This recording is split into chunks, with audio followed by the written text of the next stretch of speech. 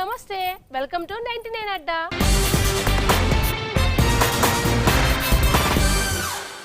అంత మంచిదే కదా. ఒకవేళ మంచిగా లేకుంటే ఏం ఫికర్ పడకండి, మన 99 అడ్డాకు వచ్చిర్రు. హుషారైన మాటలు పాటలు మస్తు అల్చెలు ఉంటుంది. అమ్మలకి సిరి చూపిస్తాం మీకు అన్నట్టు. నేను మొన్న ఒక దగ్గర చదివినా, ప్రసవించిన తల్లి నుదుట స్వేదం నా పాట, వేకువ ప్రభవించిన తొలి కిరణం నా పాట అని. ఏంది అర్థమైతలేదు కదా, నాకు కూడా అర్థం కాలే. ఏదో అలకటలకటి మాటలు చెప్తావు, పాటలు పాడిపిస్తావు అంటే నువ్వు వచ్చేందుకు పెద్ద పెద్ద మాటలు చెప్తున్నావు అనుకుంటారు కదా. సరే అయితే ఒక క్వశ్చన్ అడుగుతాం మిమ్మల్ని. ఎప్పుడైనా నడుచుకుంటూ వచ్చిన పాటని మీరు చూసిర్రా? నేనైతే చూసిన. ఆ పాట నడుచుకుంటూ వస్తుంది, డ్యాన్స్ చేస్తుంది, మనతో డ్యాన్స్ చేపిస్తుంది, మనతో కళ్ళ నీళ్ళు పెట్టిస్తుంది, మనలో చైతన్యం కలిగిస్తుంది. ఏగి పిల్లేంది మస్తు ఊరిస్తుంది, ఇంతగా పాట పేరేంది, చూపించేది ఏమన్నా ఉందా లేదా అనుకుంటారు కదా. సరే గింతకు గా పాట పేరేందో తెలిసిన? నిస్సార్. నిస్సార్ భయ్యా, నిస్సార్ అన్న అన్నట్టు. ఇప్పుడు గా నిస్సార్ అన్నను మీకు చూపిస్తా.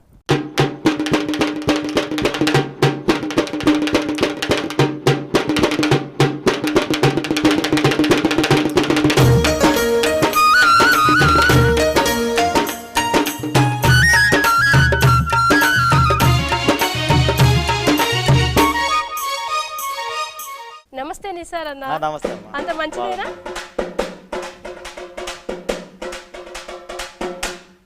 నిసార్ అన్న ఇట్లా అంత అయితే మంచిగా ఉన్నారు కదా. సరే ముందు నీ మాట కన్నా అల్చెలు ఉంటాయి కదా నీ పాటలు, ఒక్క పాట ఫస్ట్. నేను పాట పాడే ముందు ఇప్పుడు 99% ఇది కష్టజీవుల ఛానల్. అవునన్నా. 99% కూడా శ్రమజీవుల చెమట సుక్కలతోని రూపుదిద్దుకున్న ఛానల్.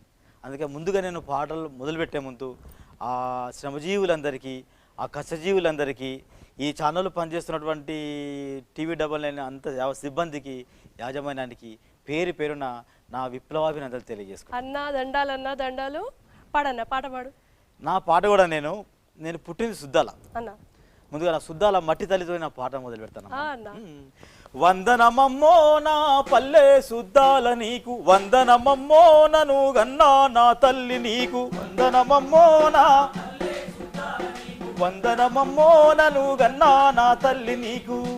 ఈ మట్టిలాడినోన్ని నీ ఒడిల ఊగినోన్ని, ఈ మట్టిలాడినోన్ని నీ ఒడిల ఊగినోన్ని, నీ గుండె సప్పుడిన్నా, నీ గుండె సప్పుడిన్నా నా గొంతు చేసుకున్నా, నీ గుండె సప్పుడిన్నా నా గొంతు చేసుకున్నా. ఏ ఊరు తిరుగుతున్నా, ఏ ఊరు తిరుగుతున్నా నీ పేరు దలుసుతున్నా, ఏ ఊరు తిరుగుతున్నా నీ పేరు దలుసుతున్నా. నీ పాలు తాగినోన్ని, నీ పాలు తాగినోన్ని, నీ పాలు తాగినోన్ని నీ పాట పాడుతున్నా.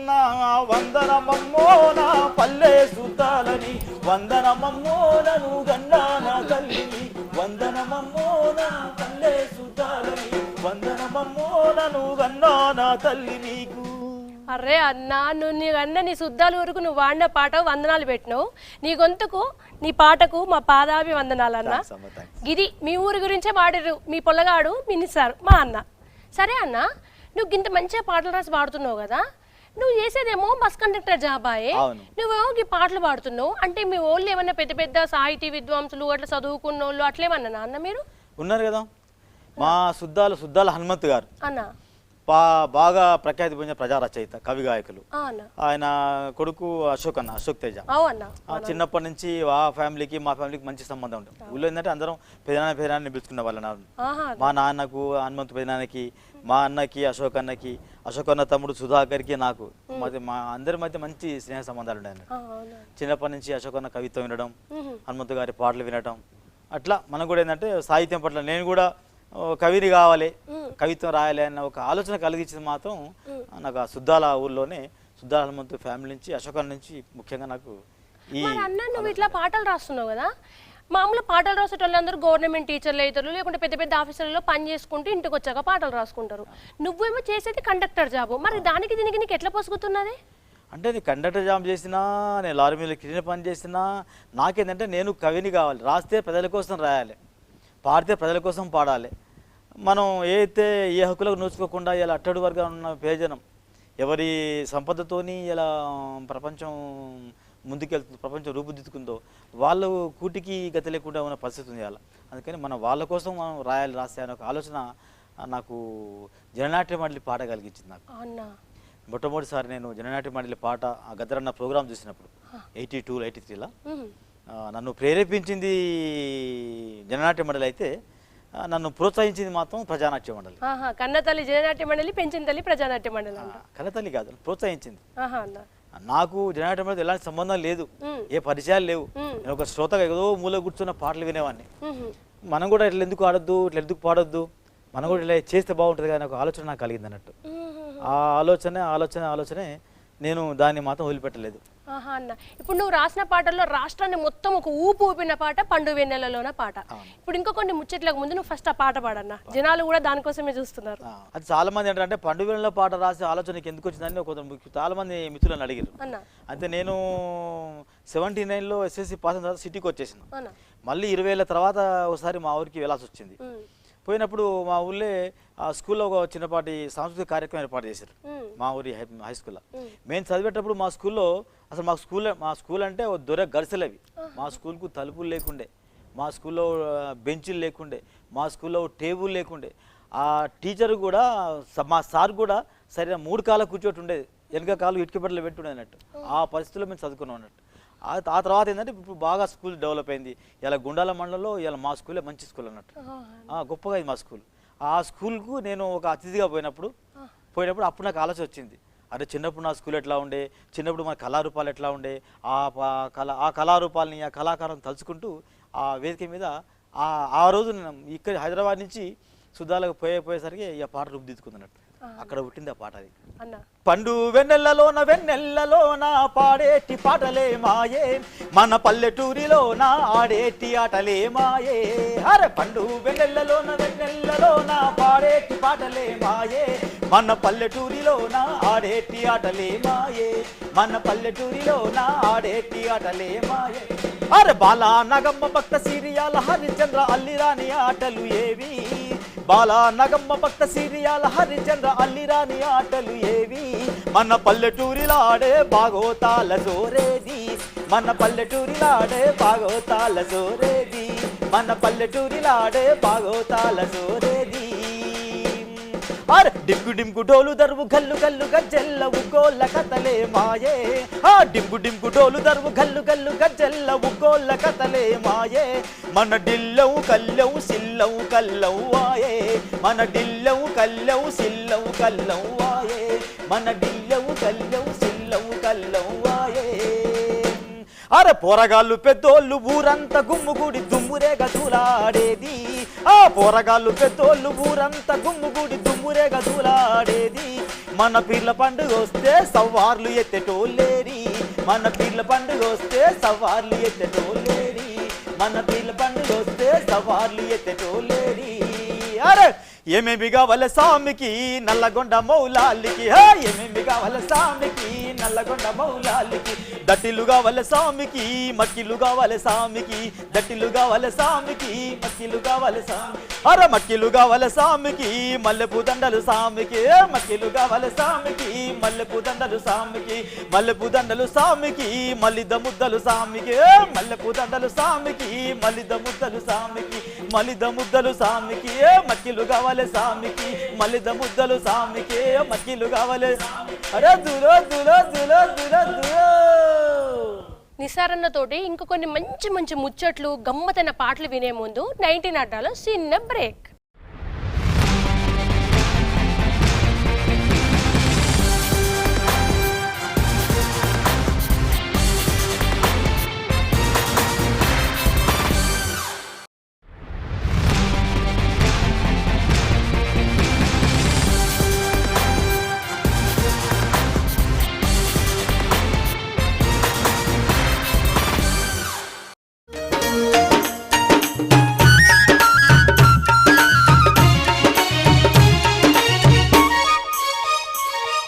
నిసార్ అనగానే ఫస్ట్ అంటే నేను మస్తూర్లో చూసినా కదన్నా, ఇప్పుడు మన ప్రోగ్రామ్ నిసార్ దళం అంతా వేసుకుని వస్తావు కదా, నిసార్ అరే పండు వెన్నెలలోన పాట నిసార్ కదా అంటారు, అంటే నీకు అట్లా పేరు పడిపోయిన పాట కదా. దీని గురించి మొదటిసారి ఫస్ట్ నువ్వు ప్రదర్శన ఇచ్చిన చోటు ఎక్కడన్నా, పండు వెన్నెలలోన పాట పురుడు పోసుకున్న వేదిక ఎక్కడన్నా? అది సుద్దాల్లోనే పాడినావు అన్న. నువ్వు ఇంత మంచి పాటలు రాసినావు కదా, అంటే మీ నాన్న కూడా రైటరా అన్న? మా నాన్న రైటర్ కాదు, అన్న మా నాన్న ఆయన టీనేజ్ వయసులో ఉన్నప్పుడు యక్షగాన కళాకారుడు మా నాన్న. అన్న మా ఊళ్ళో యక్షగానం ఇప్పుడు అంటే యాక్షన్ తర్వాత, అన్న ఇప్పుడు ఈ రజాకార్ల దారుణాలు జరిగిపోయిన తర్వాత, మళ్ళీ ప్రజాస్వామ్య వ్యవస్థ మన నిజాం వెళ్ళిపోయిన తర్వాత, మన తెలంగాణ ప్రభుత్వం వచ్చిన తర్వాత మళ్ళీ ఊళ్ళలో కొంచెం మంచి వాతావరణం కలిగినప్పుడు అప్పుడు మా ఊళ్ళో అంతా అక్కడ అందరూ కలిసి భాగవతాన్ని ప్రాక్టీస్ చేసేవాళ్ళట యక్షగానం. అందులో ఒక ప్రముఖ కళాకారుడు మా నాన్న కూడా. కానీ మా నాన్న ఆడంగా పడంగా నేను చూడలే. అంటే ఆ పాటికి మా నాన్న తర్వాత ఒక బాగా మతాన్ని నమ్ముకొని నేను మా నాన్న తర్వాత మారిపోయింది తర్వాత. అయితే ఆయన ఆడేవాడు పాడేవాడు, నేను మాత్రం చూడలేదు. మా అమ్మకైతే చదువు రాదు, కాకపోతే ఏంటంటే నాకు అభిరుచి బాగుండేది చిన్నప్పుడే. దాదాపు 5 ఏళ్ళ వయసు అప్పుడు నేను ఏ భాగవతం వాడినా, ఏ బుర్రకథ చెప్పినా, ఎవరు ఉక్క చెప్పినా కానీ తెల్లవార్లు చూసుకుంటూ కూర్చునేవాళ్ళు అంటూ చూసేవాళ్ళం. అయితే అన్న ఇప్పుడు మామూలుగా మిమ్మల్ని చూసిన వాళ్ళు, మీ పాట విన్న వాళ్ళు ఏమనుకుంటారు అంటే నిసార్ అంటే తెలుగోడే అనుకుంటారు. చాలా మందికి మీరు ముస్లిం అని తెలియదు. అంటే ముస్లిం అంటే ఒక మైనార్టీ వర్గం నుంచి, అంటే పాటను పెద్దోళ్ళు చెప్తారు కదా, ఆకాశంలో ఒక కాలం వరకు ఆకాశంలోనే ఉన్నది పాటను, దాన్ని నేల మీదకి దింపి పాటను నేల మీద నడిపించిన వాళ్ళు సుద్దాల హనుమంతు, గోరటెంకన్న, గద్దరసంటోళ్ళు ఉన్నారు. ఆ లిస్టులోకి నువ్వు చేరుతావని చెప్పి పెద్ద పెద్దోళ్ళు నీ పుస్తకంలో రాశారు. నిసారు ఆ సుద్దాల హనుమంతు, గోరటెంకన్న తర్వాత వ్యక్తి అని చెప్పి. అట్లాంటి పాటను ఇట్లా దింపినావు కదా, నీది మైనార్టీ వర్గం, తెలుగు కాదు. నువ్వు తెలుగులో ఇంత మంచిగా, అది కూడా జనాలకు ఈజీగా అర్థమయ్యేటట్టు మస్తుగా పాటలు ఎట్లా రాసినావన్నా? అసలు పుస్తకాలు చదివినావా నువ్వు? లేదు, అంటే నేను చదవటం కన్నా ఎక్కువ రాయడం ఎక్కువ రాసిన. మా ఊర్లో మాది ఒకటే ఇల్లు, ముస్లిం ఇల్లు. మా చుట్టంతా గౌన్లోళ్ళు, కురుమోళ్ళు, కాపోళ్ళు, మొత్తం సబ్బన్న జాతి. అందరు మా మిత్రులు, అందరితో వరుసలతో పిలుచుకునే మా కుటుంబ శుద్ధాలంతా ఒక కుటుంబంలా ఉండేది అన్నట్టు. ఇప్పటి కూడా ఊరికైతే ఏం పిల్లగా బాగున్నా, ఏం బాగున్నా, ఏం బాగున్నా, ఏం బిడ్డ బాగున్నావు అని ఊరంతా నన్ను ఒక కుటుంబ సభ్యులాగానే మమ్మల్ని పలకరించే ఆ సాంప్రదాయం ఇప్పటికీ తెలంగాణ పల్లెల్లో మా శుద్ధాలు కూడా బాగా ఉంది అన్నట్టు. అట్లా చిన్నప్పటి నుంచి ఏంటంటే మన మిత్రులంతా హిందూస్ కాబట్టి ఆ మాటల్ని బాగా వినేవాళ్ళం అన్నట్టు. ఆ భాషను అప్పటికి నేను లారీ మీద క్లీనర్ పని చేసిన, లారీ డ్రైవర్గా చేసిన. నేను క్లీనర్ పని చేసేటప్పుడు ఒక సంఘటన చెప్పాలి. ఏంటంటే నేను చేసింది నాంపల్లి అడ్డ మీద గూడ్షెడ్ క్లీనర్గా పనిచేసేవాడిని. 2 సంవత్సరాలు క్లీనర్గా పనిచేసిన. అప్పుడు కొన్ని నెలల తరబడి తెలుగు మాట్లాడే అవకాశం నాకు రాకపోయేది. ఉండేదేమో మురాద్ నగర్లో, అది ఓల్డ్ సిటీ సైదలి కూడా. లారీ మీద డ్రైవర్ కూడా ముస్లిమే, ఆ సేట్లు కూడా ముస్లింలే, ఆ అడ్డ మీద గూడ్షెడ్లు పనిచేసే హమాలీలు కూడా వాళ్ళు హిందూస్ అయినా కానీ కర్ణాటక వాళ్ళు ఉండేనట్టు. వాళ్ళు మాట్లాడితే కర్ణాటక మాట్లాడేవాళ్ళు, లేకుంటే హిందీ మాట్లాడేవాళ్ళు. నేను తెలుగు మాట్లాడుతున్న పిక్చర్లో చూసేవాళ్ళు, ఏ క్యారే కావాలా కాసే అనేటట్టు చూసేదన్నట్టు. నాకు చదువుకోలేకపోతే కానీ ఒక ఫీలింగ్ నాకు ఉండేది. నేను 10th వరకు చదువుకున్నా. తర్వాత ఆ పై చదువులు చదివించే స్తోమత మా ఫ్యామిలీకి అప్పట్లో లేకుండే. అయితే మామూలుగా మీకు చదువుకోవాలని బాగా ఆశ, యూనివర్సిటీలో చదవాలని ఇంకా కోరుకుండే. మామూలుగా యూనివర్సిటీలో అయిన పెద్ద పెద్దోళ్ళు కూడా చదువులు కాగానే వెళ్ళొస్తారు. మీరు యూనివర్సిటీలో చదువుకోకున్నా కూడా అదే యూనివర్సిటీకి ఒక గెస్ట్గా వేరు, మీ నిసార్ బృందంతో కళా ప్రదర్శన చేయడానికి వేరు కదా. అప్పుడు మీకు ఏమనిపించింది? నేను చదువుకోవాలని చదువుకోలేకపోయిన ప్లేస్కు నేనే వాళ్ళ గెస్ట్గా పోయినా అన్నప్పుడు మీ గుండె ఎట్లా సంబరంతో నిండింది?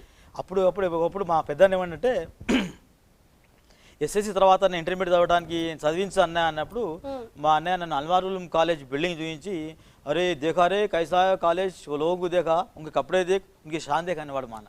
అంటే పెద్ద పెద్దలు చదువుకునే కాలేజ్ రా, మనం చదువుకోలేము రా అన్నట్టు మా నాన్న చెప్పేవాడు. కానీ కాళోజీ నారాయణరావు గారి శత జయంతి ఉత్సవాల ముగింపు సందర్భంగా అక్కడ మన అరసం వాళ్ళు నిర్వహించిన మన ఎస్సీ సత్యనారాయణ గారి నాయకత్వం జరిగింది. అది మన ఉస్మానియా క్యాంపస్లో జరిగింది, ఆర్ట్స్ కాలేజ్లో. ఆర్ట్స్ కాలేజ్ బిల్డింగ్ అట్లా చూసుకుంటే వెళ్ళాలి. చదువుకునే అదృష్టం లేకపోయినా నాకు అనుకునేవాడిని. ఆ రోజు ఒక అతిథిగా, ఒక కళాకారుడిగా, ఒక వాగ్గేయకారుడిగా ఆర్ట్స్ కాలేజ్లో ప్రదర్శించిన అవకాశం కలిగింది నాకు. నిజంగా అది ఒక గొప్ప అదృష్టంగా భావించాను నేను. నిజంగా కళనీళ్ళు వచ్చినాయి ఆ రోజు నాకు. అన్న ఏదైతే మనసులో బలంగా ఉందో అది చిన్న విషయం కాదన్న. మనము అసలు అక్కడికి వెళ్ళలేము అనుకునే స్థాయి నుంచి ఒక అతిథిగా వెళ్ళడం అనేది మీకు నిజంగా హ్యాట్స్ ఆఫ్ అన్న. రాస్తే కష్టజీవుల కోసమే రాయాలని నేను డిసైడ్ అయిపోయాను ఆల్రెడీ. అందుకని ఈ దేశంలో నేను చాలా పాటలు రాశాను. మహిళల మీద రాశాను, కష్టజీవుల మీద రాశాను కదా. ఈ ముస్లింల మీద పాటలు ఎవరు రాయలేదు. ఇవాళ ఈ దేశంలో 100కి 16 మంది 16-20 మంది ముస్లింలు ఉన్నారు. అందులో పేద ముస్లింలే ఉన్నారు. ముస్లింలో ఉన్న 16% 190 మంది పేద ముస్లింలే ఉన్నారు. వాళ్ళ గురించి పాటలు ఎవరు రాయలేదు, పాటలు రాలేదు. వాళ్ళ గురించి పాటలు మనం ఎందుకు రాయొద్దు అనే ఆలోచన వచ్చినప్పుడు నేను ముస్లిం పాటలు రాసిన, కొన్ని పాటలు రాసిన. ఆ పాటలు వినిపిస్తాను. ఐసా క్యూ భాయియో, ఐసా క్యూ భాయియో ముసల్మాన్ సాథియో, ఐసా క్యూ భాయియో ముసల్మాన్ సాథియో, ఐసా క్యూ భాయియో मुसलमान साथियों ऐसा क्यों भाइयों, भाइयों मेरे बहनों, भाइयों मेरे बहनों भारत के मोमिनों, ऐसा क्यों भाइयों मुसलमान साथियों ऐसा क्यों भाइयों. స్క్రూ డ్రైవర్ పానా ప్లేరు సుత్తే సేతుల పట్టుకొని, సుత్తే సేతుల పట్టుకొని మేను రోడ్డు అడ్డా చూసి జోరా బంతా సెడ్డు వేసి, రోడ్డు అడ్డా చూసి జోరా బంతా సెడ్డు పాత బోల్టుకు నట్టు అవుతూ పగిలిన టైరుకు గ్యాటారవుతావు, పాత టైరుకు నట్టు అవుతూ పాత బోల్టుకు గ్యాటారవుతావు. నడవని బండ్లకు నడకలు నేర్పి ఏ భయ్యా, నడవని బండ్లకు నడకలు నేర్పి గడవని బతుకుతో ఢీలా పడతావు. ఐసా క్యూ భాయియో ముసల్మాన్ సాథియో, ఐసా క్యూ భాయియో ముసల్మాన్ సాథియో, ఐసా క్యూ భాయియో.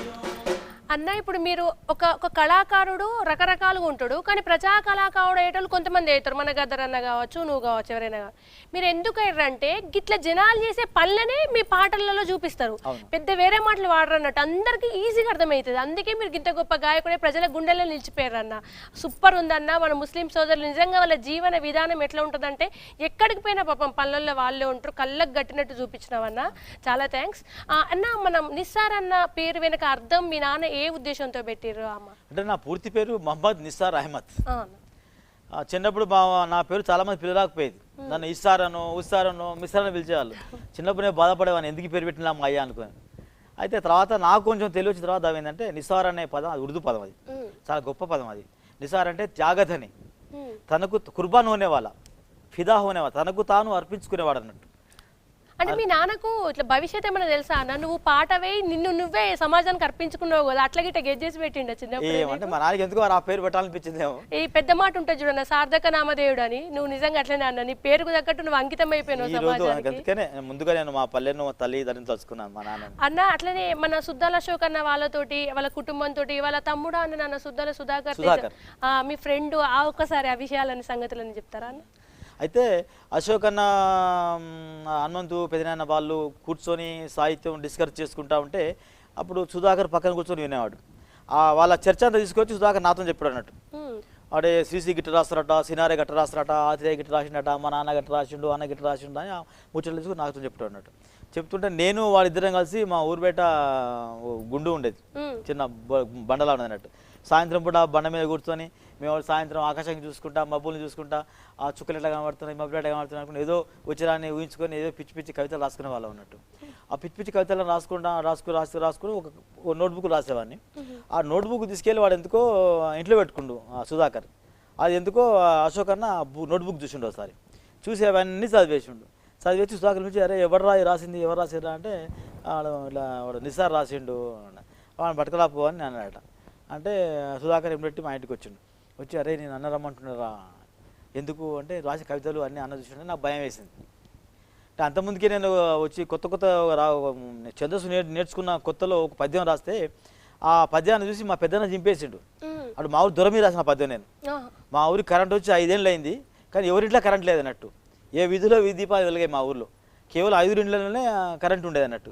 ఆ 5 పేర్లు పెట్టి ఆ ఉచిరాని ఛందస్సుని కూచి పేర్లు ఏదో పెట్టి ఆట మీద రాసిన. అంటే మొదటిదే తిరుగుబాటు రాస్తే అది ఎందుకు రాసి నేను మా అన్నకి అనిపించిన. మా అన్న అశోక్ ఇద్దరు ఫ్రెండ్స్ కదా. అయితే మా అన్న ఖుషి అవుతారు అనుకున్నా. మా అన్న అరే ఏం రా నువ్వు పోయిపోయి దూరం మీద రాసినావు, దునపోతు ఇటు రాస్తారా అని మా అన్న పద్యం చెప్పేసి. అంటే అబ్బో ఇటు రాయద్దు, చిన్న తెలియని వయసు కదా, అప్పుడు 9th క్లాస్ అప్పుడు నేను. కానీ నీకు తెలియని వయసులోనే నువ్వు సమాజంలో దోపిడీని ఎదురించడం నేర్చుకున్నావు, అప్పటికి నీకు తెలియకుండా. అయితే అట్లా అశోక్ అన్న కూడా పిలిచి నన్ను ఆడ దెబ్బలు కొడతారో తిరుగుతారో అనుకున్నాను. నేను భయపడుకునే పోయినా. పోతే దగ్గర తీసుకొని బుధం ఇచ్చేసి వెరీ గుడ్, నువ్వు బాగా రాస్తున్నారా, నీలో ఒక ఉమర్ ఖాయం ఉన్నాడు, నీలో గాలి ఉన్నాడు రా, షబాస్ నువ్వు రాస్తూనే ఉండరా, నీకు ఇది వచ్చిందని ఎంకరేజ్ చేసినట్టు. అప్పుడు నాకు అనిపించింది భయం పోయింది. ఓహో అంటే ఇక నేను రాయగలను అన్నమాట, నేను రాసేది కవిత్వం అన్నమాట. నాకు అన్న సర్టిఫికేట్ ఇచ్చింది నాకు. అప్పటి నుంచి ఏదైతే రాయటం స్టార్ట్ చేసిన. 19 అడ్డాలో చిన్న బ్రేక్.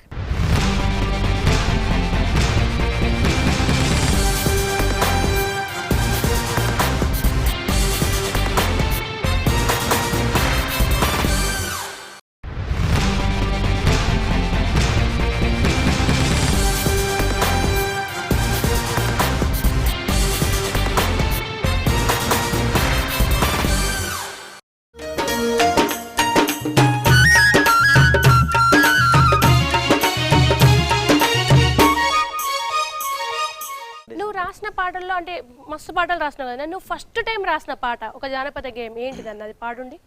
అంటే జానపద బాణి నా మిత్రుడు మొగిలి అని ఉండేవాళ్ళు. ఇప్పుడు మొగిలి, సోమయ్య, పుల్లన్న, మా మిత్రుడు శ్యామ్ సుందరు, రాజశేఖర్ రెడ్డి, ఐలా వీళ్ళందరూ కలిసి ఒక వేరే రూమ్లో ఉండేవాళ్ళంతా. మేము కూర్చున్నప్పుడల్లా ఏంటంటే జానపద బాణి. ఆ మిత్రుడు మొగిలి అని ఉండే, తను ఒక మంచి జానపద బాణి పాడేవాడు. అప్పుడు నాకు పాట రాదు, వాడు పాడుతా ఉంటే నేను తబలిస్ట్ మాతాం అన్నట్టు. స్టీల్ ప్లేట్లు బోర్లు వేసుకొని మేము రూమ్లో కూర్చొని ఎంజాయ్ చేసేవాళ్ళం అన్నట్టు పాడుతూ ఉంటే.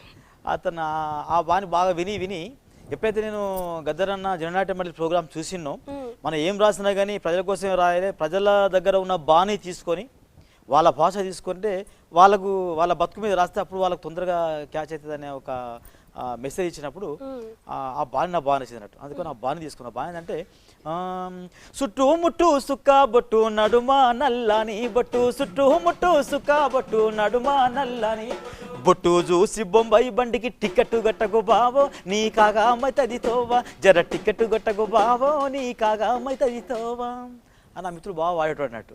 ఆ పాట విని నాకు బాగా ట్యూన్ వచ్చేసి నేను కూడా మొట్టమొదటిసారి పాట రాయాలి, మన పాట ఎందుకు రాయొద్దు అని ఆలోచించినప్పుడు నేను ఇదే బాణిని తీసుకొని చుట్టుపక్కల ఎక్కడ చూసిన పొట్టాలలో ఆకలి మంటలు, చుట్టుపక్కల ఎక్కడ చూసిన పొట్టాలలో ఆకలి, చుట్టుకపోయిన పేగులన్నీ తట్టి లేపుతున్నాయి, చుట్టుకపోయిన పేగులన్నీ తట్టి లేపుతున్నాయి, బుసగొట్టి లేవమన్నాయి తొడగొట్టి సాగరన్నా, చుట్టుపక్కల ఎక్కడ చూసిన పొట్టాలలో ఆకలి మంటలు, చుట్టుకపోయిన పేగులన్నీ తట్టి లేపుతున్నాయి, బుసగొట్టి లేవమన్నాయి తొడగొట్టి సాగరన్నా. అన్న మామూలుగా మంచి పడుస్తానం, మంచి పొల్లగాలు, మీరు కవిత్వం, పోరగాళ్ళు, ఆడిపోరగాళ్ళు ఇట్లా అడ్డాలు పెట్టాలి కదా. నువ్వు ఆ పాట విని చుట్టిపోయిన పేగులు, తొడగొట్టు, బుసగొట్టు, ఈ విప్లవం ఇది ఎందుకు ఉన్నది? అంటే మీ వంశంలో ఎవరైనా ఉద్యమకారులు ఉన్నారా, విప్లవకారులు ఉన్నారా? ప్రజల మీద, సమస్యల మీదనే రాయాలను. ఆ మంచి వయసులో ఉన్నావు కదా, ఆడిపోరగాళ్ళ మీద ఏం పాటలు రాయాలను? అంటే అప్పట్లో ఏంటంటే నేను లారీ మీద సిటీ అంతా తిరిగేవాడిని. తిరిగేటప్పుడు మా ఊళ్ళో రెండే పార్టీలు ఉండేవి, ఒకటి కాంగ్రెస్ పార్టీ, ఒక కమ్యూనిస్ట్ పార్టీ. అప్పట్లో మాకు ఈ విప్లవ సాహిత్యం, మార్క్సిజం గురించి మాకేం తెలియదు. ఆ లారీ మీద సిటీ అని తిరిగేటప్పుడు అప్పట్లో విప్లవ రాజకీయాలు సిటీలో బాగా ఉండే. అప్పట్లో నాకు పీడిఎస్ అంటే తెలియదు, ఆర్ఎస్ తెలియదు, ఏఎస్ఎఫ్ అంటే తెలియదు, ఎస్ఎఫ్ అంటే తెలియదు అన్నట్టు. అది చూస్తూ ఉంటే గోడల మీద, తెల్ల గోడల మీద ఎర్ర అక్షరాలు, విప్లవాల యుగం అనేది, విప్లవిస్తే జయం అనేది, మా ఊపిరితిత్తులను ఊది మండిస్తాం, మీ దోపిడి కొట్టాలకు నిప్పులంటుకుంటున్నాయని చరబండరాజు స్లోగన్స్. అలాగే ఇది కరీంనగర్, జగిత్యాల, కోరుట్ల, ఆదిలాబాద్, దొండకారణ్యం రైతాంగ పోరాటాలు వర్ధిల్లాలి అని అట్లా అవన్నీ శాస్త్రీయ విద్యా విధానం కోసం పోరాడదాం అని ఇలాంటి స్లోగన్స్ అన్నీ సిటీలో చదువుతూ ఉంటే వీళ్ళంతా ఎవరు ఏంది అని కానీ అర్థం కాకపోయేది అన్నట్టు.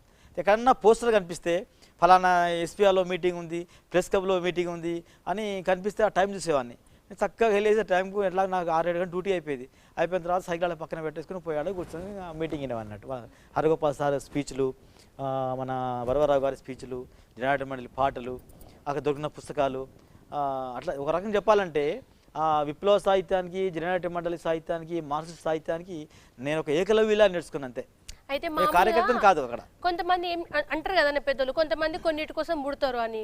నువ్వు జనం కోసమే పుట్టినావు అన్న పాట రాసలు. ఎందుకంటే నీ వయసులో సినిమా పోస్టర్లు చూస్తారు, నీకు సినిమా పోస్టర్లు కనబడలే, నీకు విప్లవకారుల సాహిత్యము అవి కనబడ్డాయి. అంటే నీ రక్తంలో ఆ పోరాడాలన్న ఆశ, అవన్నీ దేవుడు అంటే మా కోసం పుట్టించినట్టున్నాడు అని. నువ్వు ఇప్పుడు కండక్టర్వి కదా, నువ్వు అన్నిటి మీద పాటలు రాసినావు. మరి నువ్వు చేసే జాబే కండక్టర్ కదా, దాని మీద పాట రాసి ఉండాలి కదా, రాసినావా?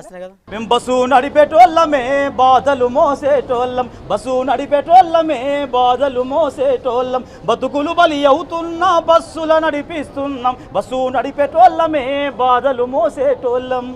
మా భుజాల బాడి మీదే ఆర్టీసీ నిలుచుంది, మా కాళ్ళ టైర్లతోనే ఆర్టీసీ నడుస్తుంది, మా నెత్తుర ఇంజన్లో ఆయిల ఉడుకుతుంది, మా చెమటే డీజలుగా బస్సు ఊపిరవుతుంది, మా నరాల శక్తితోనే ఆర్టీసీ ఉరుకుతుంది.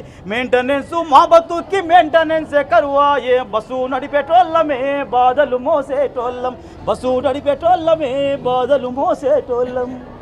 అదే ఈ పాట మీ కండక్టర్లందరికి వినిపించినావా అని? ఓ మామూలు బాగా హ్యాపీ. ఫుల్ ఖుషి అయి ఉంటారు కదా. కండక్టర్లకు ఉన్న బాధలు అన్ని ఇట్లా కళ్ళగట్టినట్టు చూపిను. నువ్వు కండక్టర్ బస్సులో చేస్తుంటావు కదా, నువ్వేమో ప్రముఖ ప్రజా కళాకారుడివాయి. జనాలు నిన్ను చూసి గుర్తుపట్టి అరే మా గాయకుడు నిసార్ అన్న కండక్టర్ అట్లా ఏదైనా సందర్భాలు ఎదురైనాయి అన్నమే? ఎదురైతాయి చాలా తక్కువ. ఎందుకంటే ఈ మధ్య నేను టీవీలలో షోలు స్టార్ట్ చేసి చాలా మంది గుర్తుపట్టరు. ఎందుకంటే మనం ఏ షోలో ఉంటాం ప్రోగ్రామ్ చేస్తుంటాం కాబట్టి చాలా మంది బాగా చూసిన వాళ్ళే టక్కన అవుతారే మీరు నిసార్ కదా, మీరు పాటలు పాడతారు కదా అని మేము చూసిన ప్రోగ్రామ్ బాగా. అన్నీ ఇప్పుడు మీరు నల్గొండ పుట్టిరు కదా జిల్లా కదా, దాని గురించి ఏమైనా పాట రాసిరా అన్న? మామూలుగా కవులు పాటలు రాస్తారు కదా ఊర్ల మీద. నల్లగొండ మీద నేను ఒక మంచి పాట రాసిన, ఫేమస్ పాట. దాదాపు నల్లగొండలో ఉన్న ప్రతి కళాకారు అలా పాట పాడుకుంటున్నారు. నేను కూడా పాడినా. అయితే అంటే చాలా మంది నేను సమస్య జోలికి పోలేదు.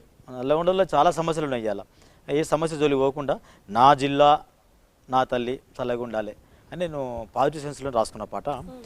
నా జిల్లా నల్లగొండ గర్వంగా చెప్పుకుంటున్నా. నా జిల్లా నల్లగొండ నా తల్లి సల్లగుండా, నా జిల్లా నల్లగొండ నా తల్లి సల్లగుండా. దండాలే దండాలమ్మ దండాలే దండాలమ్మ ఉద్యమాల మాయి ముంత. నా జిల్లా నల్లగొండ నా తల్లి సల్లగుండా, నా జిల్లా నల్లగొండ నా తల్లి సల్లగుండా. రాజుల రాచకొండ దాపున దేవరకొండ, రాజుల రాచకొండ దాపున దేవరకొండ. నాగార్జున నంది కొండ ఒలిగొండ గొలనాకొండ, నాగార్జున నంది కొండ ఒలిగొండ గొలనాకొండ. కొండల పూలాదండ కొండల పూలాదండ పొంగేటి కల్లుకుండ. నా జిల్లా నల్లగొండ నా తల్లి సల్లగుండా, నా జిల్లా నల్లగొండ నా తల్లి సల్లగుండా. అన్న మేము కూడా ఒకసారి సుద్దాలకు నల్గొండకు వచ్చి నీళ్ళు తాగుతామే. అక్కడనే సుద్దాల శక్తేజ, అక్కడనే సుద్దాల హనుమంతు నిస్సారన్న నీళ్ళలో ఏదైనా కలుపుతారా అన్న? మేము తాగితే మేము కూడా పాటలు రాస్తామేమో. రండి రండి రండి రండి కడవెండి నుండి అమరుల జ్యోతి వస్తుంది. బ్యాండోళ్ళమన్న మా బతుకులెండి మోగుతున్న బ్యాండోళ్ళమన్న. అడ్మిషన్ అంటారు, డొనేషన్ అంటారు, ఫీజు దండుకొని ప్రజల బిండుకుంటారు. స్వర్ణాంధ్రం అంటాడు, ఓ సంకలు కొడుతుంటాడు, ఓ సంబుర పడుతుంటాడు. 2020లో స్వర్గం వస్తుందంటాడు.